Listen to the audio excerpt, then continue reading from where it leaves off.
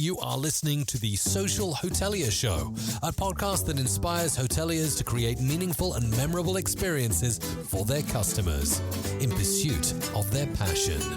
We share our views and experiences relating to hospitality, technological trends, and also relating to humanity. Here is your host, Sam-Erik Rutman.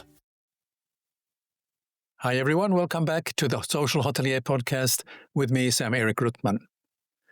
Today on the Social Hotelier Show, we welcome Javier Rodriguez, Chief Creative Officer at Experiential Hospitality.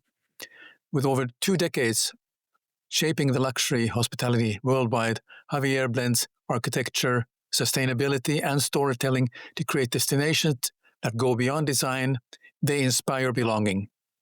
From pioneering regenerative tourism to redefining guest experiences, his vision challenges industry norms and pushes hospitality into a future where culture, environment, and creativity converge. Welcome, Javier, and thanks for joining us today. Hi, Sam-Erik. It's a pleasure to be here. Thank you for the invitation. First, I think for our audience to get some background, can you tell me a bit about your professional experience and the steps in your journey, how you joined experiential hospitality? Sure. My background is in architecture and design. I actually studied architecture and urban planning during the first half of my career. I worked on design studios in locations like Mexico City, New York, Singapore, Bangkok. But having said that, I think the last 12 years or so have been really more focused on the operator side and the ownership side, which for me has been actually very rewarding because I've been able to gain an incredible insight and experience on the other side of the table, complementing my early days as a designer. So when the opportunity to join experiential hospitality came about, I actually really didn't need to think too much about it. When I first heard about it, or what it entails, it was just something so unique with a wonderful perspective of hospitality and also involving an incredible, talented team of equally passionate individuals. So the decision was actually very easy. I think the focus on outdoor hospitality, placemaking, experiential design is so spot on. And I believe this segment will really be a truly game changer in the industry. So it was really a no-brainer for me. Yeah. With such a wide experience in hospitality, what is the first things your instinct tells you when you see a project? And so is it your designer hat or architect hat, or how do you look at things? It's a good question. I think now it's all of the above.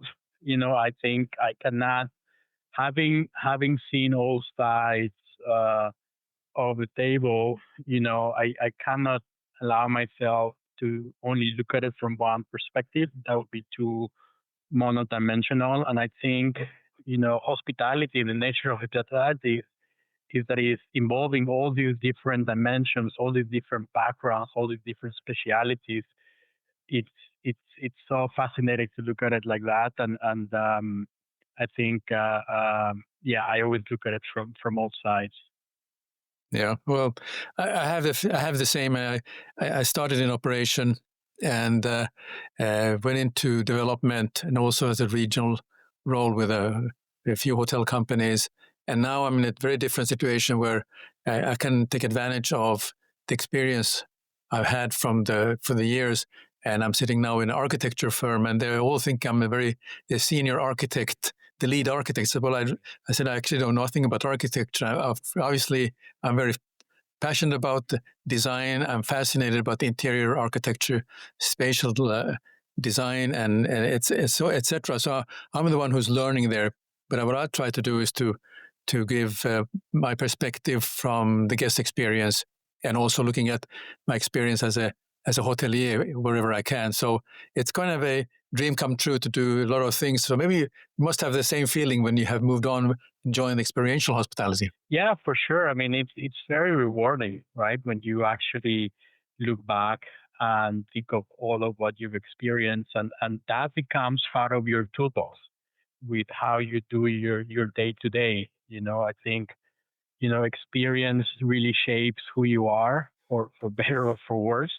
And I think in terms of my professional life, that has always had a positive. The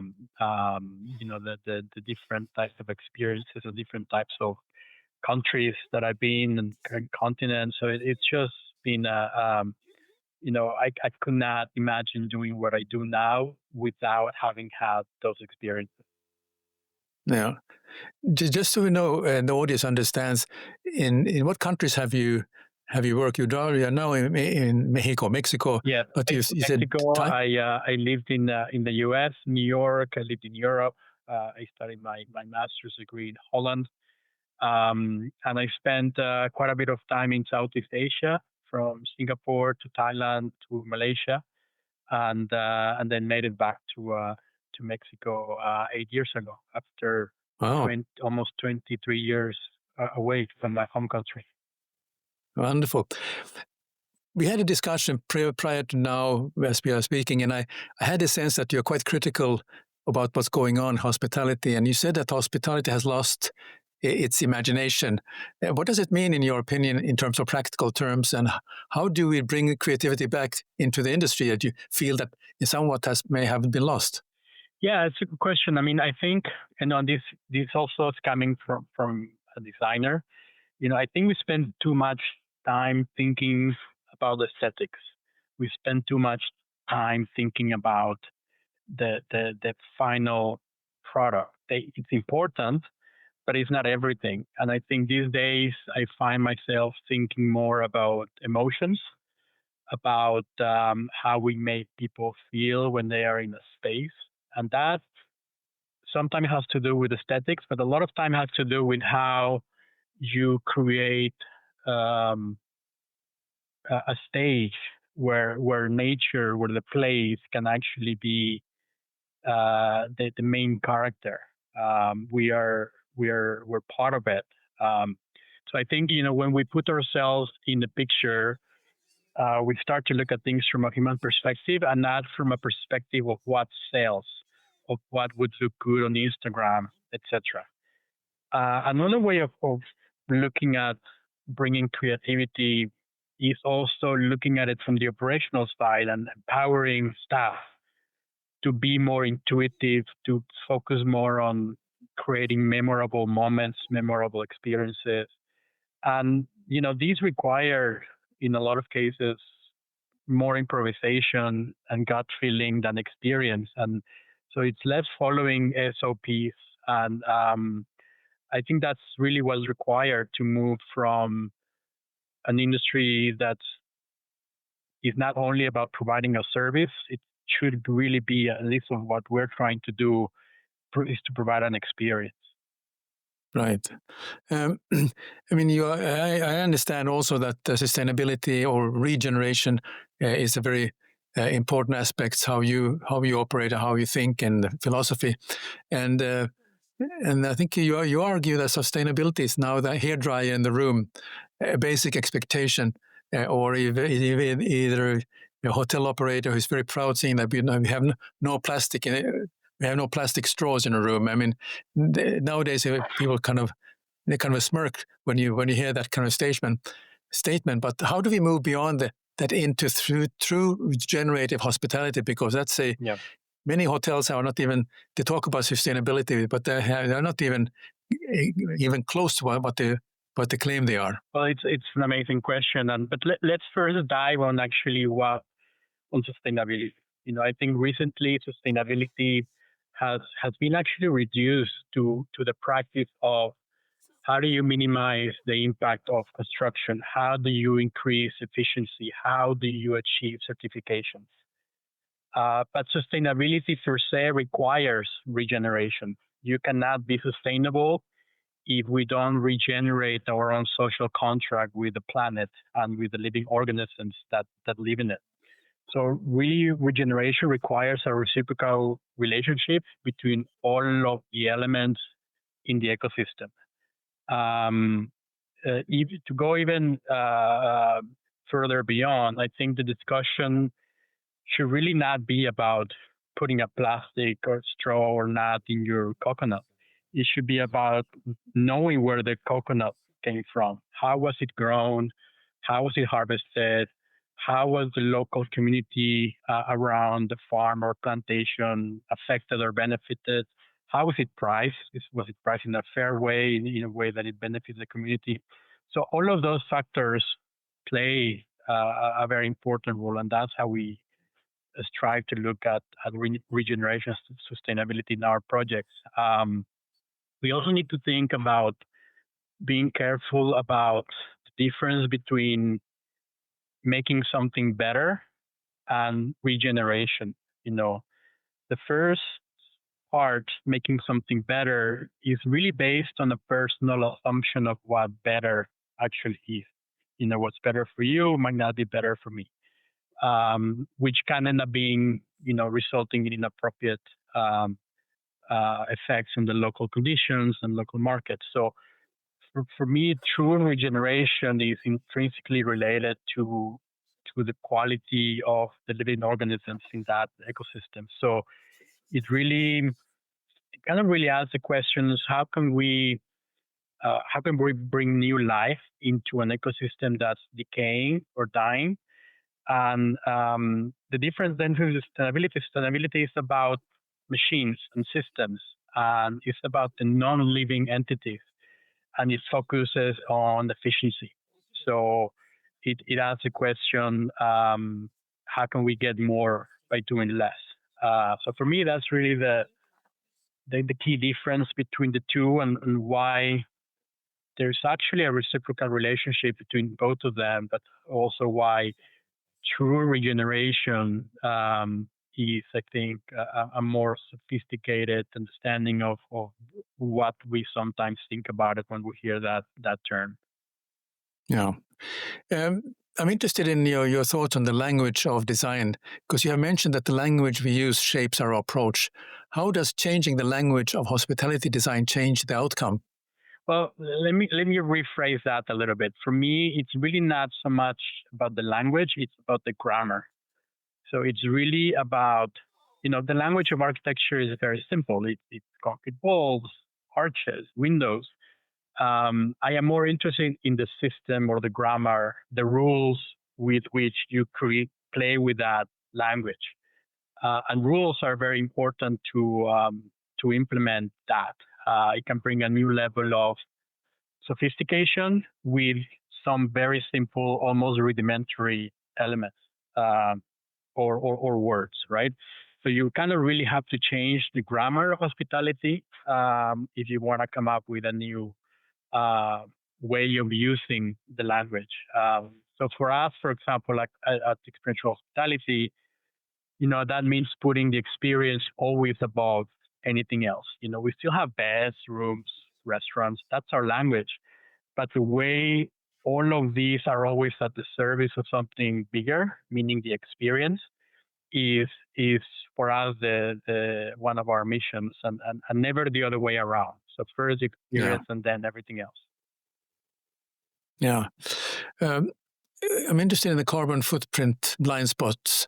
What do you think, or why do you think carbon footprint, both in construction and in operations, is still missing from most sustainability conversations in hospitality? I think it's very simple, because carbon footprint is not as tangible as, for example, as the credits on a checklist, from a sustainability accreditation or certification. So it's pretty invisible. It's pretty abstract. It's very technical. It's just not as sexy, right, as all the other stuff. So I think also we don't even know who should own the issue of carbon footprint. Should it be owned by the design team? Should it be the developer or the operator or the contractor? Or should it be an all of the above answer? I think, in my opinion, the fact that sometimes this issue is shared between different stakeholders is why it's so difficult to prioritize, because everybody keeps, kicking the bucket to the other person. So Yeah. I would like to see more operators taking a stance on this. Low carbon construction can be part of an experience, can be part of the storytelling of a project.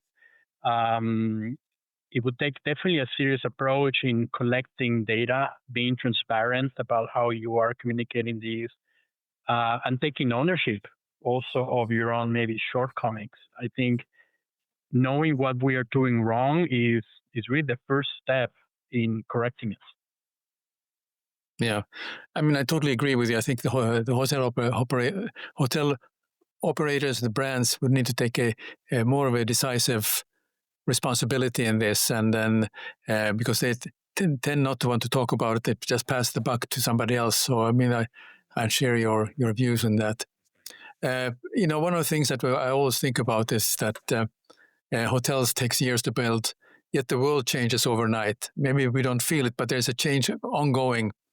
So the question is that how do you design spaces that remain relevant and adaptable for decades? Or is it going to be you forget fashion and just go for the timeless? Or how do you see it? Yeah, I mean, this is such a tricky one. I think, in my opinion, we need to think more about software and less about the hardware.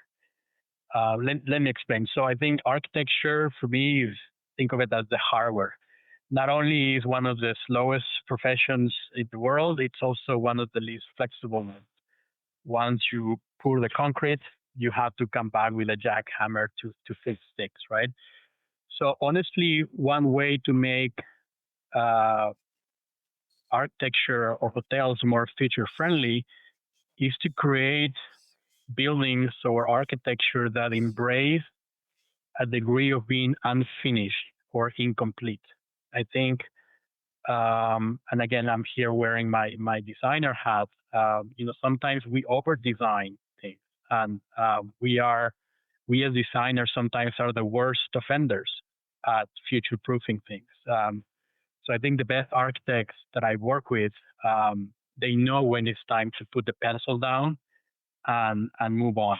I think there's nothing wrong with allowing time or allowing the operation team to help complete the picture. I think that's the beauty of working with a team of consultants that each brings their own experience and talents to the equation. So, architecture is not the answer to everything. So why do we allow it to control and take so much of the whole experience of how we design a hotel? So the user, for example, or the operations teams, in this case, is the software. Think of it like an open source software. These type of open or incomplete systems really are great for fostering creativity, curiosity, and they have the common goal of improving the system altogether, and in a collaborative way. And they create also a sense of community. And I think all of these terms, community, collaboration, commonality, common goals, are all really keywords in hospitality. And I think for me, this is essential if we are thinking of future-proofing hospitality. Yeah. One of the things that has been around for many years is the different kinds of certifications.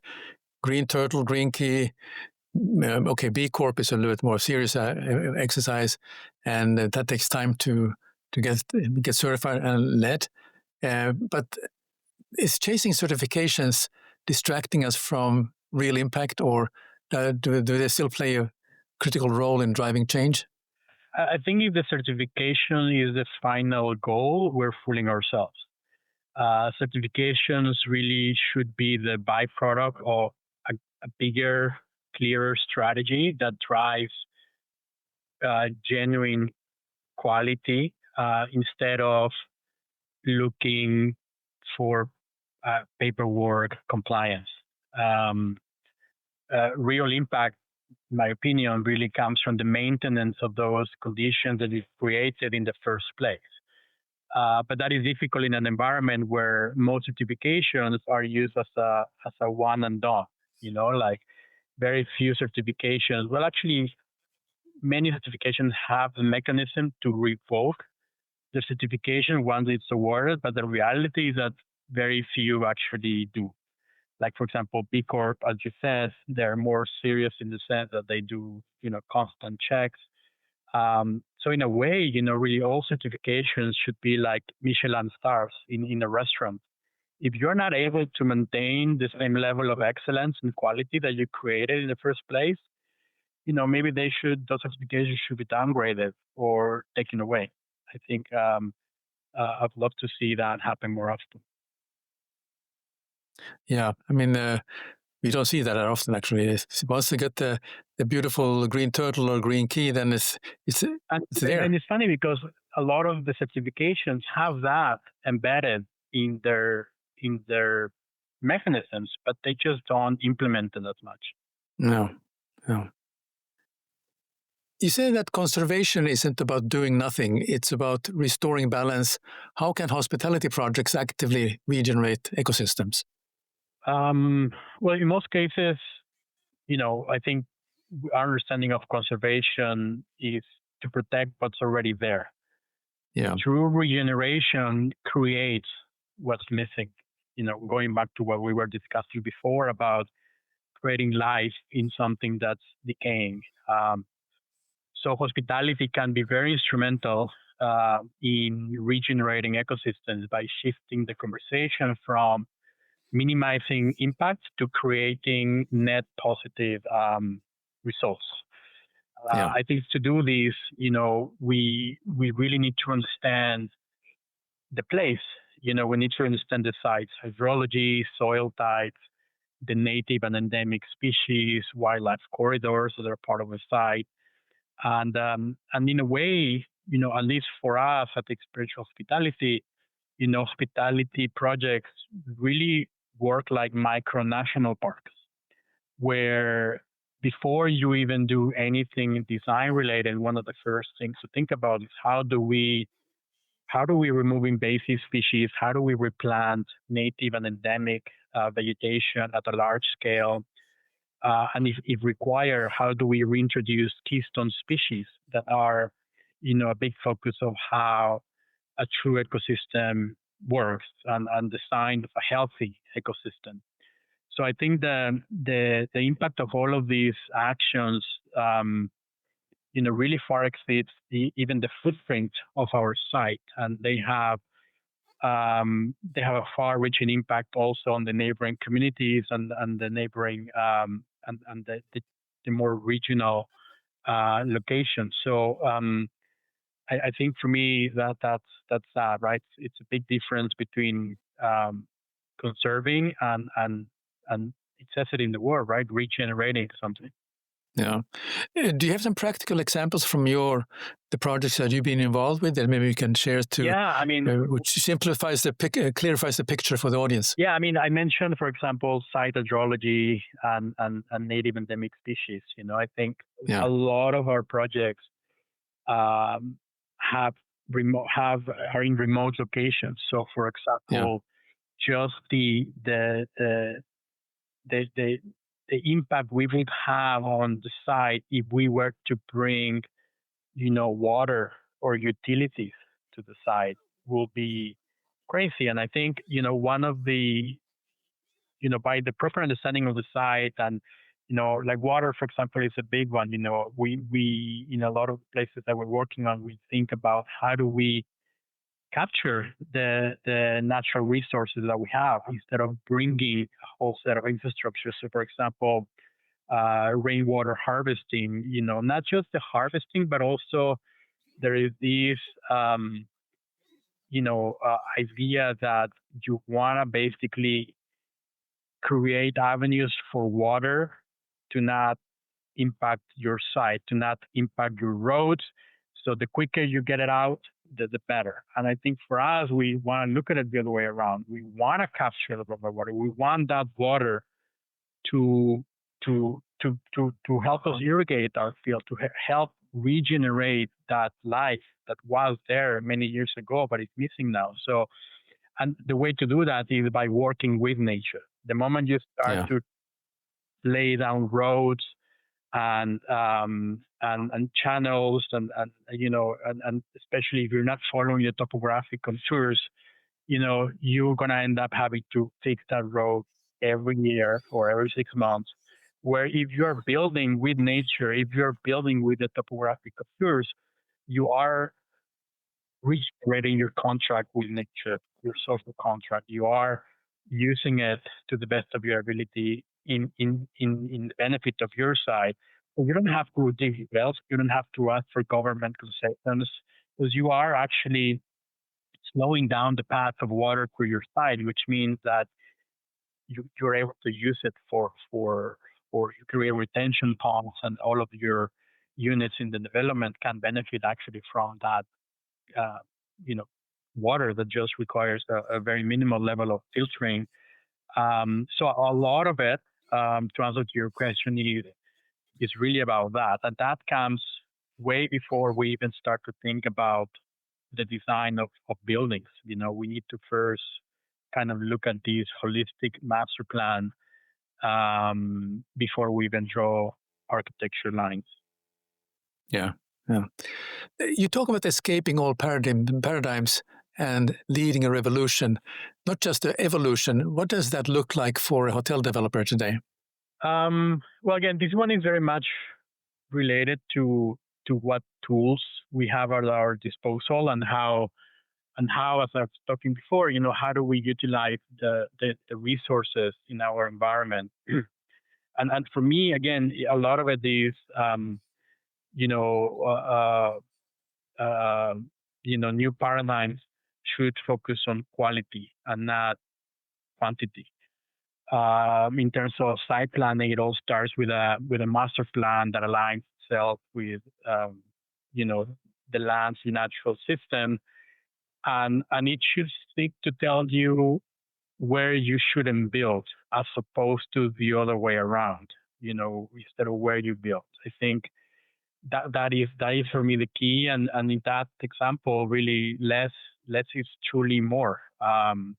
Again, I go back to the example of the roadway design. When you're going to end up finding an uphill battle with nature if you don't do that properly, and that's going to be costly, require a lot of maintenance.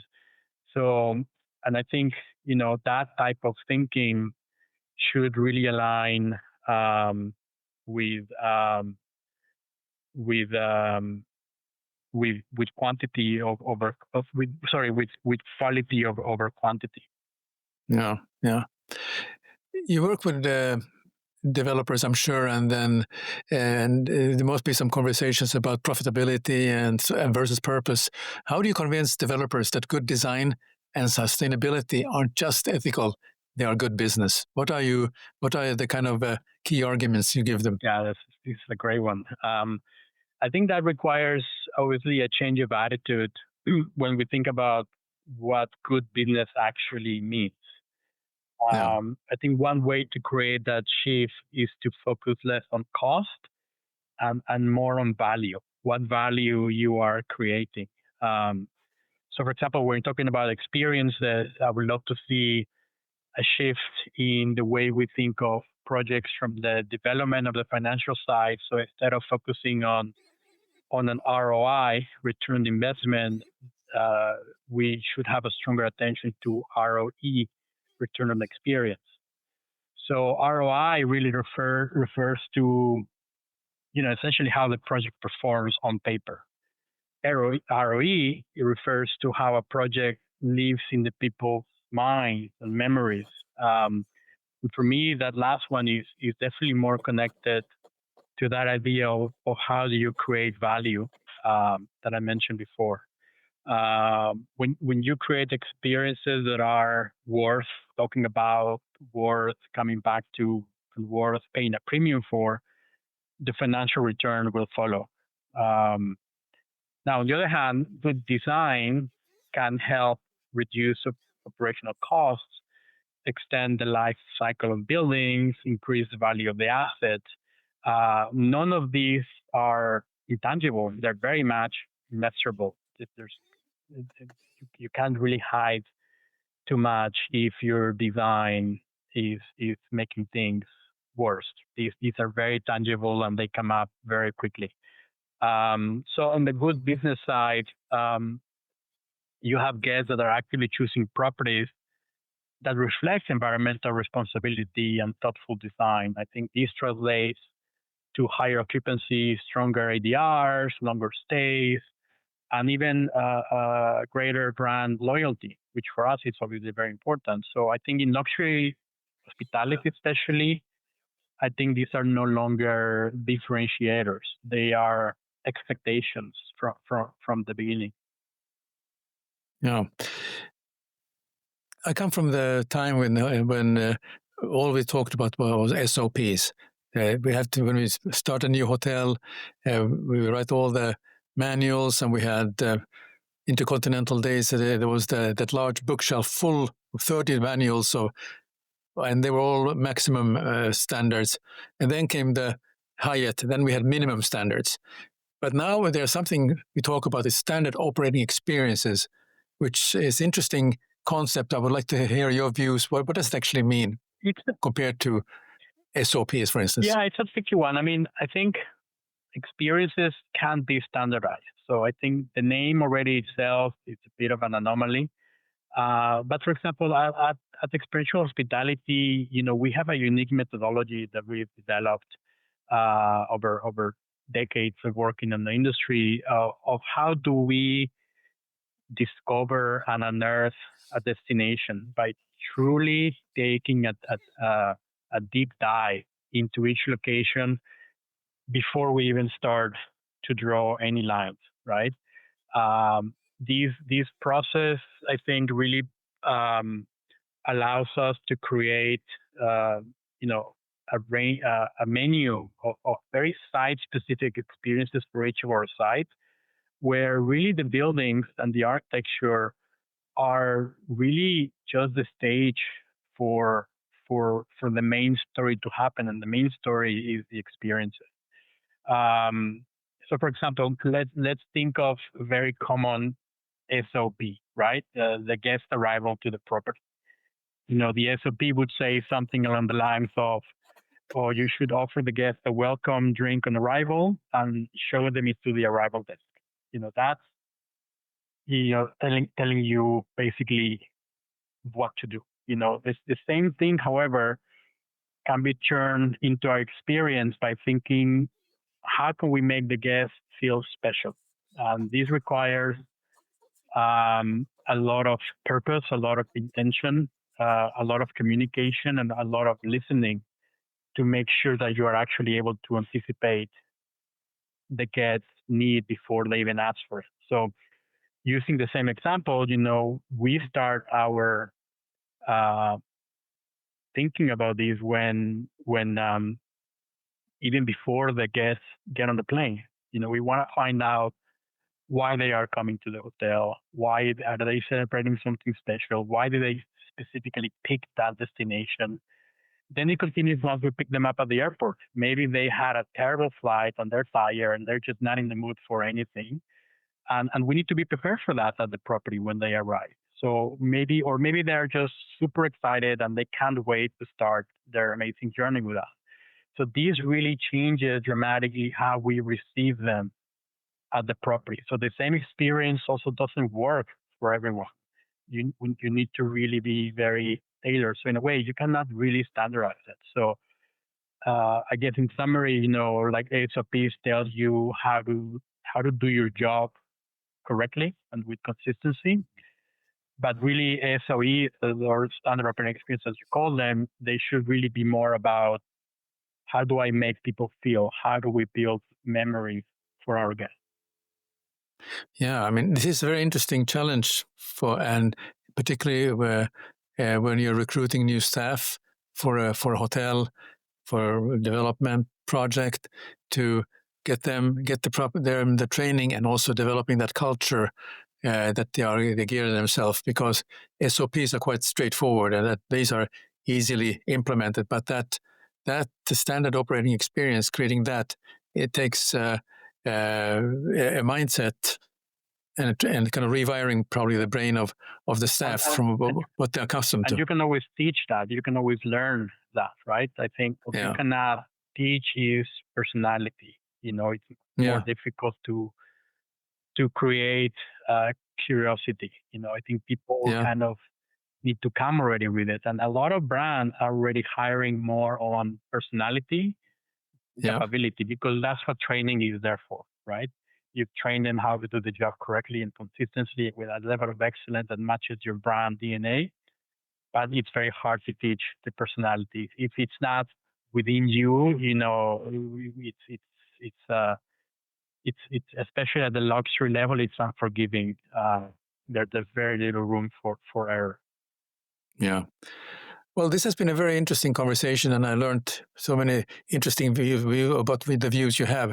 But I have two more questions I always ask before with all our guests. One question is that I like to ask my guest, besides what we have talked about, what are the kind of trends or other trends do you see happening in hospitality that the hoteliers should take note of now? Well, I'm not sure if it's a trend per se, but I think the concept of movement is a very important one. It's something we think about a lot at experiential hospitality. Maybe this is more of a philosophy than a trend. You know, this can be physical movement, can be spiritual movement, etc. You know, it really is there to challenge the notion of static or sedentary holiday, where one just stays within the perimeter of the resort or by the pool all day, which is nothing wrong with that, right? But I think when we are looking for new things, you know, movement really breaks down the barriers of the resort and creates a more territorial experience. Guests really understand and feel the land, not just us as a brand. And I think that's very important. This can be, you know, curated hikes, coastal walks, biking tours, you know, guided micro pilgrimages, which in its own, it's kind of almost like an emerging niche. You know, movement-based rituals that are more maybe wellness focused, like sunrise swimming, strolls in the moonlight, breath work, all of that stuff. So I think I'm quite fascinated by that. Okay, excellent. So lastly, if people are interested to find out more about experiential hospitality and also to how to connect with you, how can they do so? Well, at the moment, we're putting together the finishing touches on a big launch. We're planning early next year. So we will be making a public announcement on our brands, our pipeline, the progress on some of our exciting projects and locations that we're working on. We will have a new website, a new presence on social media, and all of that stuff. But for the time being, really the best way is to stay in touch with us through our LinkedIn page. And early next year, you will have a lot of, or you hear hopefully a lot from us to our launch. Very good, Javier. Thank you very much for joining me today and interesting and fantastic insight. Thanks for joining us this week on The Social Hotelier Show. Make sure to visit our website, The Social Hotelier Show, blueberry.net, where you can subscribe to the show in Apple Podcast, Spotify, Google Play, or via RSS, so you never miss a show. While you're at it, if you found value in this show, we appreciate a rating in Apple Podcast. Or if you simply tell a friend about the show, that will help us out too. Be sure to tune in for our next episode.